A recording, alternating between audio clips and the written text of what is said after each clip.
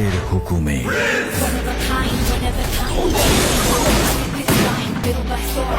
ও ভাই রে ভাই, এটা কি ছিল? প্রিন্সের টিজার দেখে রীতিমতো নিচে উপরে সকল জায়গায় আমার দাঁড়িয়ে গেছে রীতিমতো। আমি শিহরিত, আমি জাস্ট দেখে পুরাই যেন অবাক হয়ে গেলাম।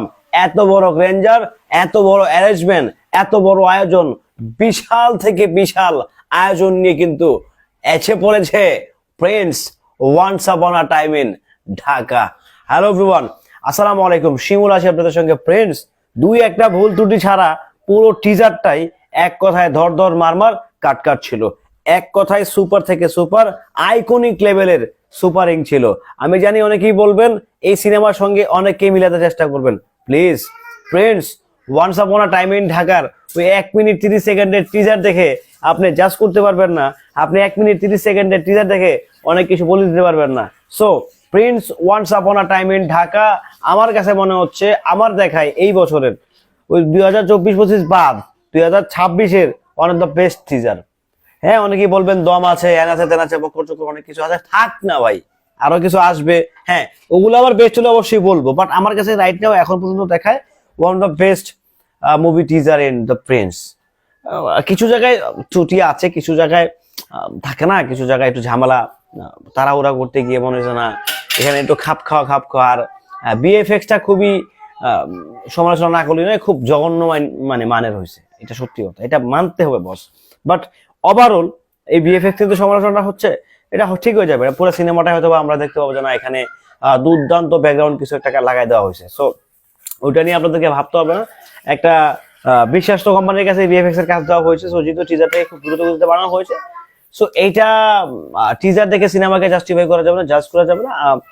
Prince once upon a time in Dhaka ওইটা খেলবে মানে খেলবে। আমি জাস্ট এতটুকু বলতে পারি, প্রিন্স এবার খেলবে, প্রিন্স এবার খেলা দেখাবে, প্রিন্স এবার সত্যি কথা অনেক কিছু করে ফেলবে। আবার যারা মনে করতেছেন প্রিন্সের টিজার দেখে সিনেমা দেখা শেষ, তাদেরকে বলছি টিজার দেখে সিনেমার কোনো আগামাথা খুঁজে পাবেন না। আর প্রিন্স বানাইছে কে বানাইছে? আবু হায়াত, কে? মাহমুদ। সিনেমাটা কে প্রযোজনা করেছে? Creative land. সো আমার তাদের প্রতি খুব একটা সুন্দর একটা ব্যবসা করে কাজ করে, যে না ঠিক আছে, এটা সুন্দর একটা টিম, তারা খুব অর্গানাইজিং টিম। তারা হয়তো বা শুরুতে ডিলে করে ফেলে, তাদের ডিলে হয় নাই, তারা ভিসা পায়নি, তো সেই জন্য যেতে পারেনি। বাট আমার কাছে মনে হচ্ছে যে Prince once upon a time in Dhaka এইটা খেলা দেখাবে, এটা ভালো কিছু দেখাবে, এইটা হবে, খারাপ না, ভালো কিছু হবে, এটা আমার মনে হচ্ছে। আমি আশাবাদী। Prince once upon a time in Dhaka নিয়ে শাকিব খানের লম্বা লম্বা চুল আর শাকিব খান যে মেশিন গানটা ইউজ করছে, মানে একদম এমনি ধরে এমনি, মানে একটা অন্যরকম খেলা।